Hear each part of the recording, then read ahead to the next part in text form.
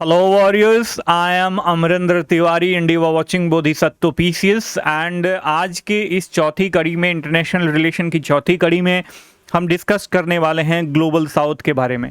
काफ़ी important and probable topic है for 70th BPSC mains examination. Watch this video from beginning to the last.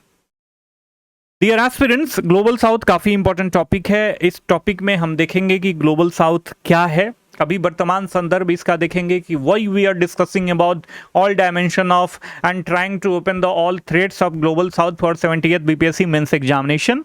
और भारत चूंकि इसको lead कर रहा है, इसको नेतृत्व प्रदान कर रहा है, तो भारत जो है किस तरीके से किन मायनों में ग्लोबल साउथ को नेतृत्व प्रदान कर रहा है, इसके साथ साथ ग्लोबल साउथ के सामने क्या क्या चैलेंजेज हैं, कैसे इसको मिटिगेट करा जा सकता है, आगे की राह के साथ जो है इस पूरे टॉपिक को निष्कर्ष के साथ कंक्लूड करेंगे। डियर एस्पिरेंट, काफ़ी इंपॉर्टेंट टॉपिक है और एज यूजुअल कि जो भी टॉपिक होता है ना इंटरनेशनल रिलेशन का, उसके पहले मैं आपके साथ एक कहानी शेयर करता हूं ताकि उस कहानी के नेक्टार के माध्यम से, मोरल ऑफ द स्टोरी के माध्यम से आप चीज़ों को बहुत ही इजीली समझ जाओ।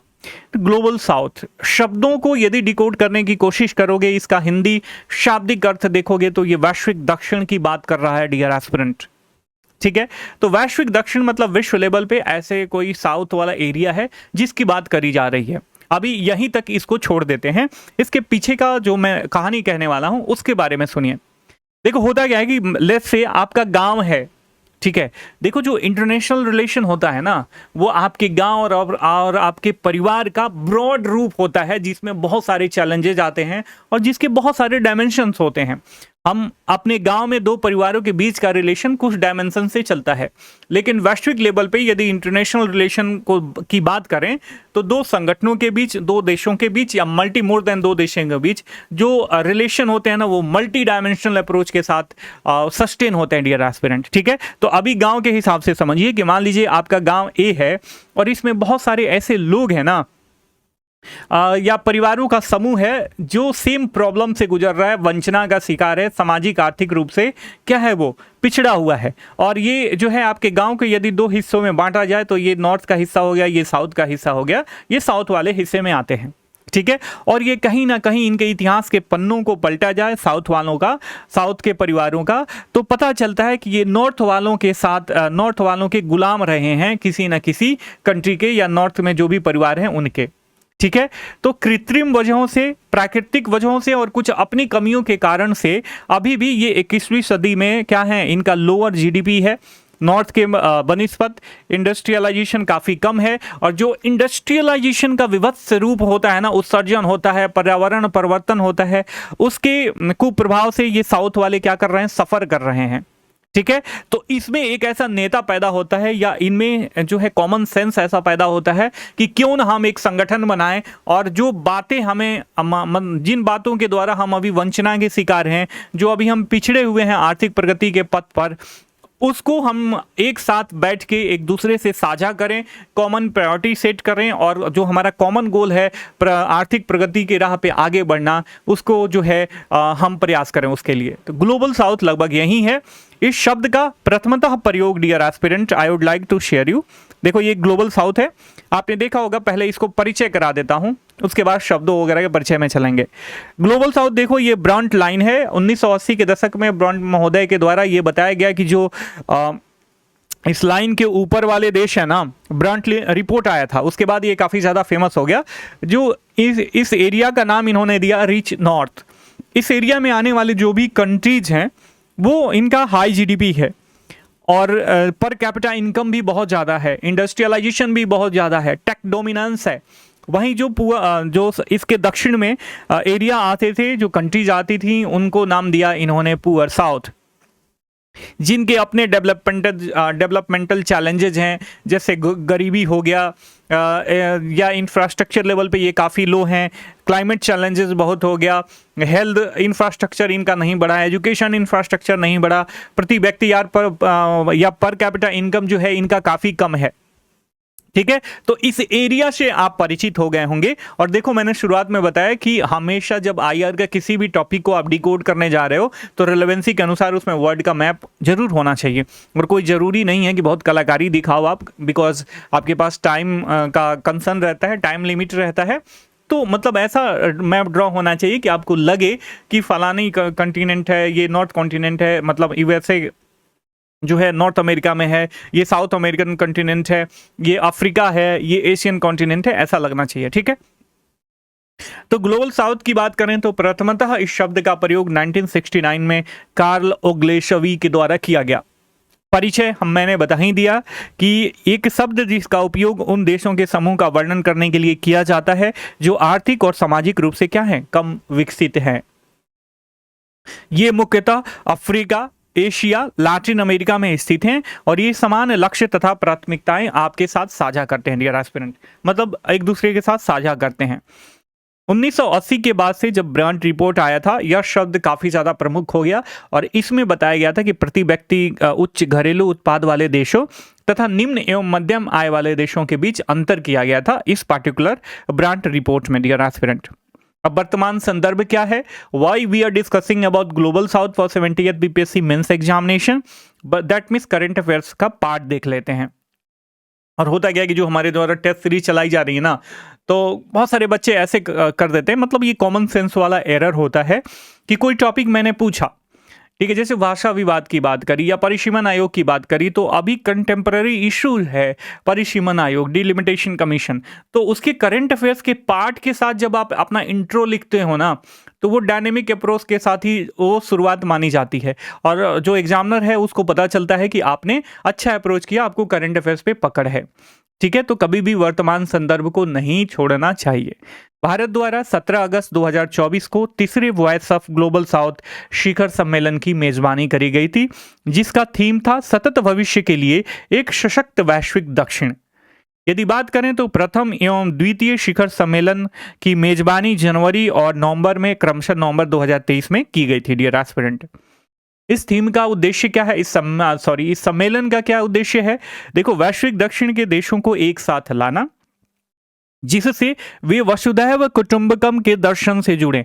क्योंकि यहाँ पे जो गांव वाला, मैंने आपकी कहानी, गांव वाले की कहानी बताई थी ना, कि कोई एक नेतृत्व पैदा हो जाता है या मतलब स्वस्फूर्त लोग संगठन बनाते हैं और संगठनात्मक प्रयास से अपने वंचना से लड़ने की और वंचना के बाड़े को तोड़ने की कोशिश करते हैं, लेकिन यहाँ पे लीड कर रहा है भारत।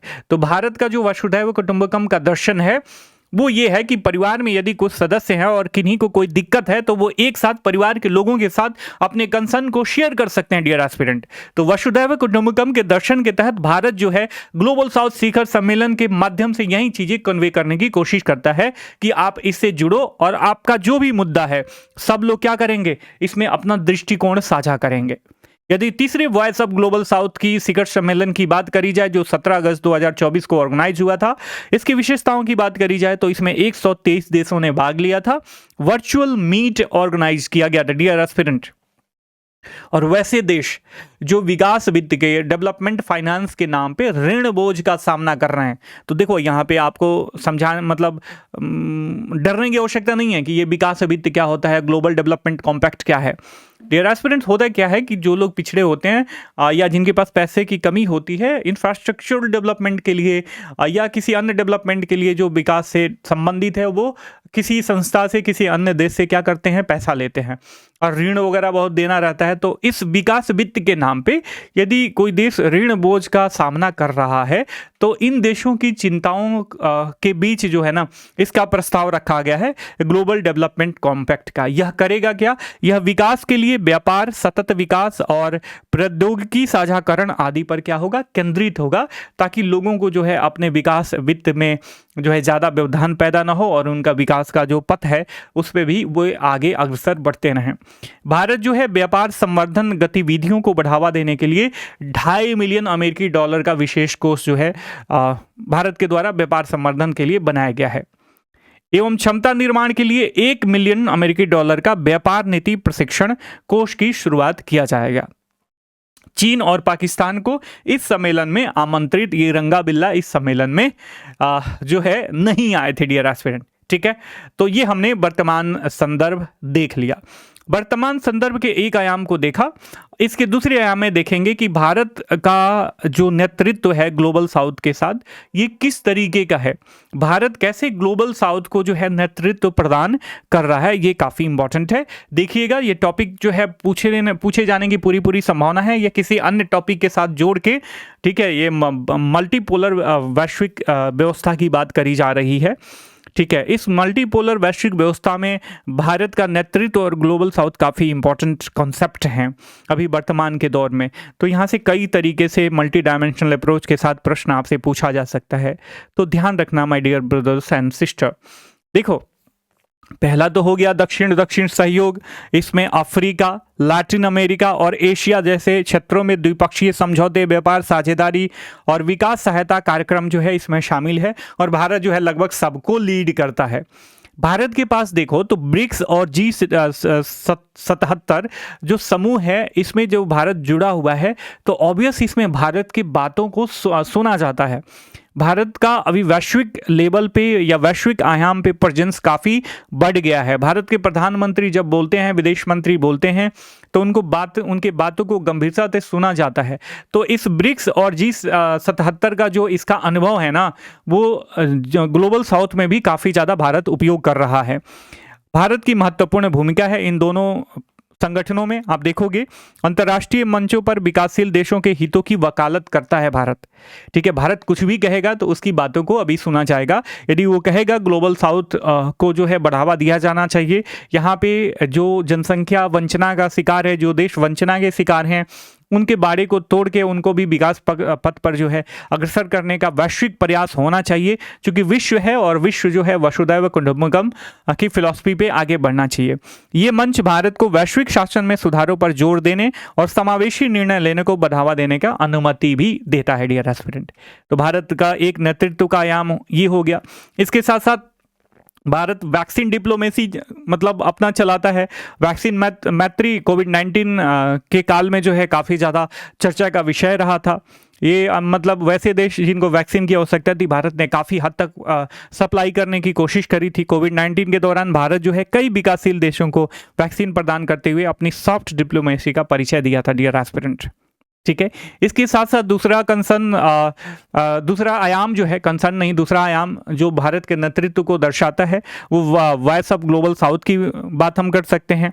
भारत ने 2023 से वैश्विक दक्षिण शिखर सम्मेलन का शुरुआत किया है, जो विकासशील देशों के नेताओं और प्रतिनिधियों को वैश्विक चुनौतियों पर चर्चा करने के लिए क्या करता है, एक मंच प्रदान करता है। ठीक है, देखो, जब आप यदि बात करें, आपके परिवार की ही बात करें, काफ़ी छोटे लेवल पे मैं बात कर रहा हूँ, तो यदि आप बच्चे हो ना, आपके माता पिता या आपको जो नेतृत्व प्रदान कर सकता है बड़ा भाई, अगर वो आपको मंच न प्रदान करें आपके रियल प्रॉब्लम को प्रीच करने के लिए, सुनने के लिए, तो वो सब लोगों तक और परिवार के सभी सदस्यों तक और अन्य लोगों तक नहीं जाएगा। ठीक है, तो एक मंच की आवश्यकता जरूर होती है, और उसी मंच का नेतृत्व वॉइस ऑफ ग्लोबल साउथ के द्वारा ग्लोबल साउथ को भारत जो है प्रदान कर रहा है, दे रहा है। इसके साथ साथ आर्थिक एवं तकनीक सहायता भी देता है। भारत विकासशील देशों में बुनियादी ढांचा, क्षमता निर्माण और मानवीय सहायता सहित आर्थिक तकनीक सहायता प्रदान करता है, सतत विकास, जो कि सतत विकास समर्थन और जीवन गुणवत्ता में जिससे सुधार होती है। इसके साथ साथ शांति अभियान की बात करें तो यूएन का जो पीस कीपिंग मिशन है ना, आपने देखा होगा भारत जो है काफ़ी बड़ा चंक उसमें मतलब डोनेट करता है, और इसका अधिकांश हिस्सा अफ्रीका और अन्य क्षेत्रों में उपयोग होता है, वहाँ पे शांति और स्थिरता की मतलब भारत की शांति और स्थिरता के प्रतिबद्धता को दर्शाता है, जो कि एक नेतृत्व का दूसरा आयाम है। फिर इसके बाद इसके साथ साथ जलवायु के क्षेत्र में भी नेतृत्व प्रदान करता है ग्लोबल साउथ के लिए। वैश्विक पर्यावरण एवं जलवायु संबंधी चिंताओं को संबोधित करते हुए भारत ने पेरिस जलवायु सम्मेलन के वैश्विक लक्ष्यों के निर्धारण में महत्वपूर्ण भूमिका निभाई। भारत जो है इसके साथ साथ अंतर्राष्ट्रीय सौर गठबंधन और आपदा प्रतिरोधी बुनियादी ढांचे के लिए गठबंधन जैसी पहलों को क्या करता है, बढ़ावा देता है, जो ग्लोबल साउथ के देशों को इससे काफ़ी ज़्यादा लाभ मिल सकता है या मिलता है। आर्थिक कूटनीति की बात करें तो यूपीआई एवं आधार जैसे डिजिटल सार्वजनिक बुनियादी ढांचे के निर्माण और तैनाती में अपनी सफलता का प्रदर्शन करके भारत ने जो है विकसित और विकासशील दोनों देशों को जो है अपने इस प्रयास में रुचि प्रदान की है डियर एस्पिरेंट। और आपने देखा होगा कि यूपीआई जो है बहुत सारे देशों के द्वारा एडॉप्ट करा जा रहा है। प्रवासी चिंताओं को ये संबोधित करता है। भारत वैश्विक उत्तर में अपनी बड़ी प्रवासी आबादी की चिंताओं को दूर करने के लिए काम कर रहा है, जैसे रोजगार संबंधी मुद्दे, वीजा मामलों और अन्य प्रवासी संबंधी चिंताओं के लिए ये क्या करता है, सहायता करता है। ठीक है, इसके साथ साथ सांस्कृतिक एवं शैक्षणिक आदान प्रदान को बढ़ावा देता है। देखो, पीपल टू पीपल कांटेक्ट ना सबसे ज़्यादा सॉफ्ट अप्रोच होता है दो देशों के बीच रिलेशन को बढ़ावा देने के लिए, तो भारत इसमें काफ़ी ज़्यादा माहिर है। सांस्कृतिक एवं शैक्षिक आदान प्रदान को बढ़ावा देने के लिए लोगों के संबंधों को मजबूत करना और आपसी समझ को बढ़ाना, जिसमें छात्र कार्यक्रम, सांस्कृतिक उत्सव और अकादमिक सहयोग क्या है, ये सब शामिल है। इसके साथ देखा जाए तो भारत के सहयोग से global south young development forum का आरंभ किया गया है, जिसका उद्देश्य है शिक्षा और क्षमता निर्माण को बढ़ावा देना। इसके साथ साथ यूएन ने सितंबर 2023 में भारत यूएन क्षमता निर्माण पहल की घोषणा की, जिसका उद्देश्य क्या था, ग्लोबल साउथ में भागीदार देशों के साथ सर्वोत्तम प्रथाओं को साझा करना। इसके साथ साथ जो दक्षिण शब्द है, ये भारत के द्वारा वैश्विक उत्कृष्टता केंद्र के रूप में इसका एक अन्य तरीके से नए आयाम के साथ गठन किया गया है। तो ये हमने देखा कि भारत जो है किस तरीके से वैश्विक दक्षिण को नेतृत्व प्रदान कर रहा है। लेकिन इसके सामने कोई भी संगठन होता है, कोई भी प्रयास होता है, उसके सामने बहुत सारी चुनौतियां होती हैं डियर एस्पिरेंट। तो उन चुनौतियों को हम अब अगले आयाम में देखते हैं। यदि बात करें तो आप देखोगे कि जो प्रमुख चुनौतियां हैं ना, उसमें पहला स्थान पश्चिम का वर्चस्व है। अभी भी सैम अंकल का बहुत ध्रुवीय राजनीति, विश्व भू राजनीति में बहुत ध्रुवीय राजनीति की बात करी जा रही है, मल्टीपोलर पॉलिटिक्स की बात करी जा रही है, जियो पॉलिटिक्स की बात करी जा रही है। इसके बावजूद भी Sam uncle that means USA का व्यापक प्रभाव है, और यूएसए अकेले, GS stand for global south, general study में समझ लेना, ठीक है, GS stand for global south. तो यूएस अकेले जो है जीएस के दैट मीन्स ग्लोबल साउथ के हितों को प्रभावित करने में सक्षम है। तो एक सबसे बड़ी चुनौती तो ये है। और जो भी इंटरनेशनल ऑर्गेनाइजेशन है उसमें बहुत सारा डोनेशन जो है पश्चिम से ही आता है, तो देने वाला हमेशा ऊपर रहता है, ये बात ध्यान में रखना बउआ। ठीक है, तो ये लोग क्या कर सकते हैं, नीतियों को प्रभावित कर सकते हैं, हितों को प्रभावित कर सकते हैं। जैसे शुरुआत के मैंने कई सारे वीडियो लेक्चर में बताया इंटरनेशनल रिलेशन के, कि आप देख रहे होंगे कि जो सैम काका हैं, जो डोनाल्ड ट्रंप हैं, ये कई सारे वैश्विक ऑर्गेनाइजेशनों से अपने को विड्रॉ कर रहे हैं। डैट मीन्स अपने इनके ऊपर जो नैतिक एक दायित्व था ना, उससे मुक्ति पाके और अपने देश के डेवलपमेंट पे ही ज़्यादा ध्यान दे रहे हैं। और देखो, इंटरनेशनल रिलेशन में अपना हित ही सर्वोपरि होता है डियर एस्पिरेंट। भारत की बात छोड़ दो, ठीक है, भारत भी ऐसा है कि वो सॉफ्ट पावर के माध्यम से सबका साथ सबका विकास करता है, लेकिन जब बात अपने पे आ जाती है तो अपना हित ही सर्वोपरि होता है। ठीक है ना, तो ये है, और अमेरिका इसी चाल पे जो है आगे बढ़ रहा है, इसी रास्ते पे आगे बढ़ रहा है। इसके साथ साथ वैश्विक तनाव की वजह से ना कई सप्लाई चेन जो है लगातार डिस्टर्ब हो रहे हैं। आपने देखा होगा कोविड-19 की वजह से सप्लाई चेन डिस्टर्ब हुआ, फिर रसिया और यूक्रेन का वार जो है 3 ईयर प्लस हो रहा है, और इसकी वजह से टोटल वैश्विक सप्लाई चेन डिस्टर्ब हो गया, जिससे खाद्य, ऊर्जा और वित्त प्रवाह भी क्या होता है, प्रभावित होता है। तो कोई भी आपका संगठन है, उस संगठन के सक्सेस के पीछे शांति व्यवस्था और कानून आधारित वैश्विक शासन की काफ़ी ज़्यादा इंपॉर्टेंस होती है डियर एस्पिरेंट। ठीक है, तो वैश्विक तनाव अगला इसमें कंसर्न है। अगला मुद्दा है जलवायु परिवर्तन। देखो, विकसित देशों द्वारा ना हरित ऊर्जा के पर्याप्त वित्त पोषण के लिए कोई सहयोग नहीं दिया जा रहा है जानबूझ के। ठीक है, जबकि आप देखोगे तो ग्लोबल नॉर्थ का, यहाँ पे जो जीएन मैंने लिखा है, ये ग्लोबल नॉर्थ का डिनोशन है, ये वैश्विक उत्सर्जन में सबसे अधिक योगदान है, फिर भी ये हरित ऊर्जा के वित्त पोषण पे ज़्यादा ध्यान नहीं दे रहे हैं। इसके साथ साथ निम्न विकास स्तर भी है। ग्लोबल साउथ निम्न विकास स्तर, उच्च आय असमानता, तीव्र जनसंख्या वृद्धि और कम जीवन प्रत्याशा आदि का सामना कर रहे हैं।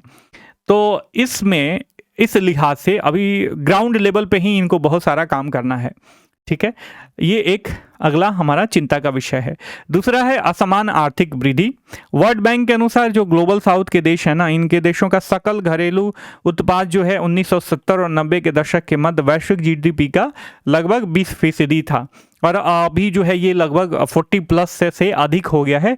लेकिन अभी भी क्या है, असमान आर्थिक वृद्धि है। क्षेत्रीय भिन्नता की बात करें तो ग्लोबल साउथ में ही क्षेत्रीय भिन्नता विद्यमान है। क्या जी, जो डेवलपमेंट हुआ है ना पिछले कई दशकों में, 50-60 सालों में, इसमें एशियाई देशों का विकास अधिक हुआ है, लेकिन अफ्रीकी देश जो है निरंतर अपेक्षा के शिकार हैं और अधिक ऋण बोझ के भी शिकार हैं, ठीक है। इसके साथ साथ आप देख रहे होंगे चाइना जो है हमेशा ऋण बोझ के चक्कर में, ऋण बोझ के ट्रैप में जो अफ्रीकन कॉन्टिनेंट के मैक्सिमम देश हैं उनको फंसाने की हमेशा कोशिश करते रहता है। तो ये भी क्या है, एक चैलेंज है चाइना को भी काउंटर करना। आगे की राह क्या है, देखो जो भी चैलेंजेस होते हैं उनको मिटिगेट करने का प्रयास ही हमारा क्या होता है, आगे की राह होता है। ग्लोबल साउथ की आवाज को व्यापक नीतिगत चर्चा में शामिल करने की तत्काल आवश्यकता है। ये नहीं कि हम अपना हित ही सर्वोपरि माने और इनको छोड़ दें। विश्व शांति व्यवस्था या कोई भी समाज की शांति व्यवस्था तभी कायम रह सकती है जब गैप कम हो, डेवलपमेंट का गैप कम हो, आय समान रूप से सबके साथ वितरित हो, ठीक है। ये बात ध्यान में रखना। तो ग्लोबल साउथ की आवाज़ को बहुत दिनों तक हम नहीं दबा सकते, ठीक है। अगर मान लीजिए हम डेवलपमेंटल विकास खूब कर रहे हैं, पर्यावरण परिवर्तन हो रहा है और पूरा ग्लोबल साउथ साफ हो गया तो नॉर्थ भी सस्टेन नहीं कर सकता, ये बात ध्यान में रखना।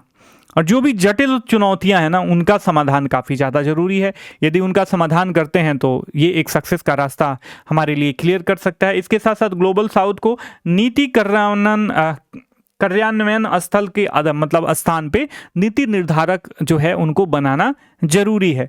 हम क्या कहते हैं, मतलब वैश्विक लेवल पे कोई नीतियां बनाते हैं, किसके लिए, ग्लोबल साउथ के लिए।